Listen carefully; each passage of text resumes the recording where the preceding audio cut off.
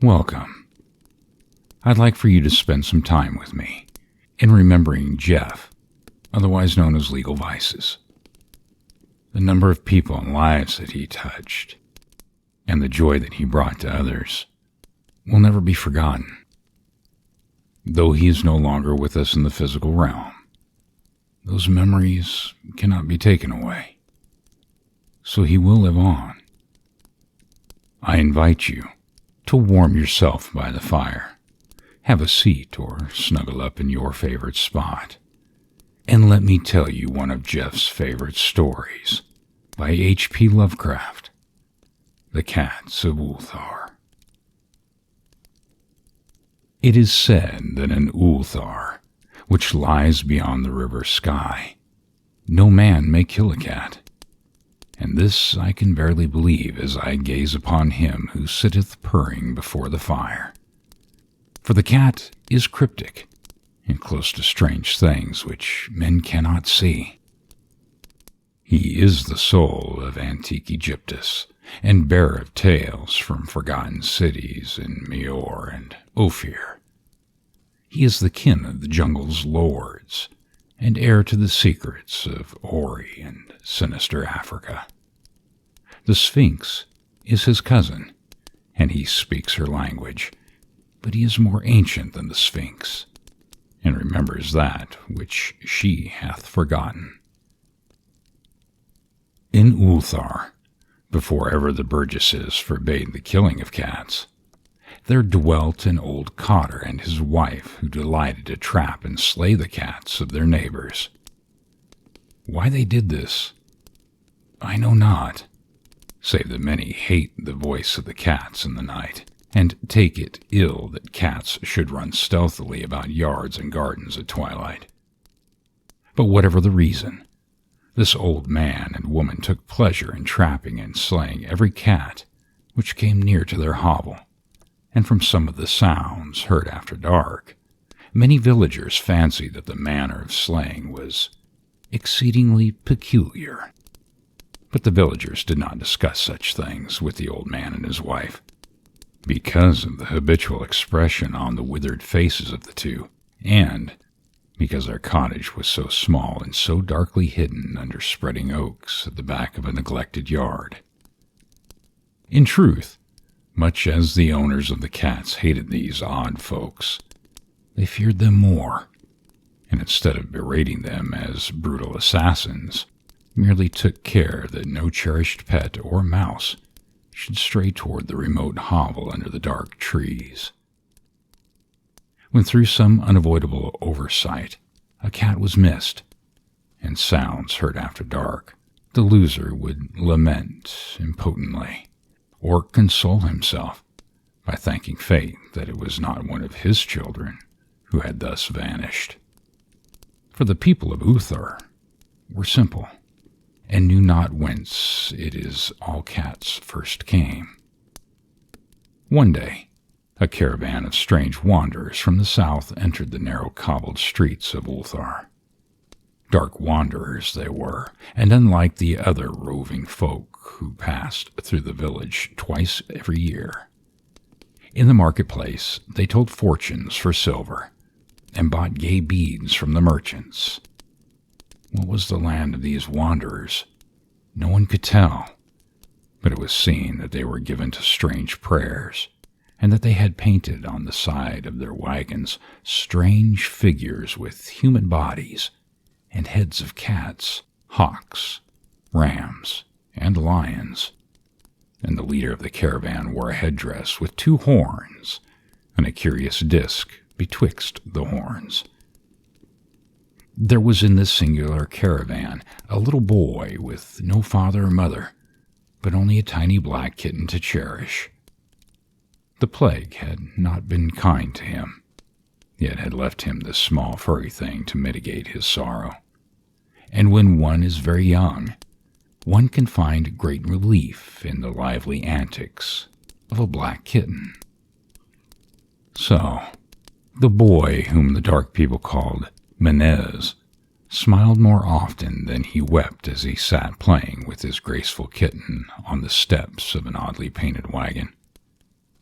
On the third morning of the wanderer's stay in Ulthar, Menez could not find his kitten, and as he sobbed aloud in the marketplace, certain villagers told him of the old man and his wife, and of sounds heard in the night. And when he heard these things, his sobbing gave place to meditation, and finally to prayer. He stretched out his arms toward the sun and prayed in a tongue no villager could understand, though indeed the villagers did not try very hard to understand, since their attention was mostly taken up by the sky and the odd shapes the clouds were assuming. It was very peculiar, but as the little boy uttered his petition, there seemed to form overhead the shadowy, nebulous figures of exotic things, of hybrid creatures crowned with horned, flanked discs. Nature is full of such illusions to impress the imaginative. That night, the wanderers left Ulthar, and were never seen again. The householders were troubled when they noticed that in all the village there was not a cat to be found. From each hearth, the familiar cat had vanished. Cats, large and small, black, gray, striped, yellow, and white. Old Crannon, the burgomaster, swore that the dark folk had taken the cats away in revenge for the killing of Menzies' kitten, and cursed the caravan and the little boy.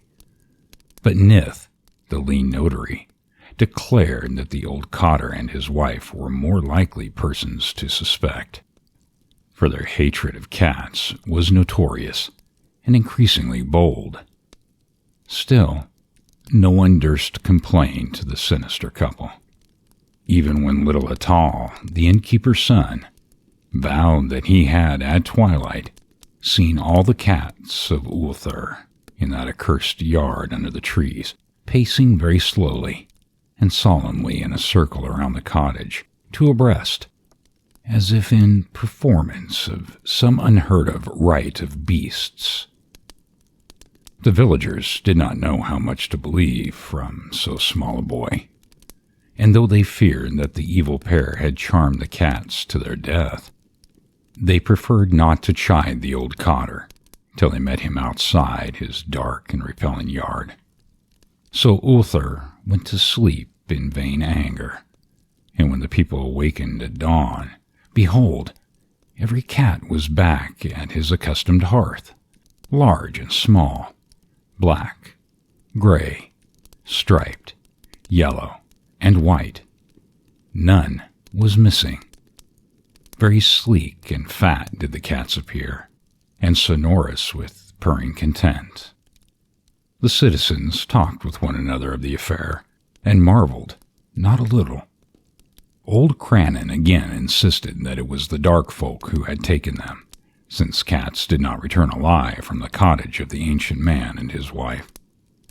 But all agreed on one thing, that the refusal of all the cats to eat their portions of meat or drink their saucers of milk was exceedingly curious, and for 2 whole days the sleek, lazy cats of Ulthar would not touch food, but only dozed by the fire or in the sun.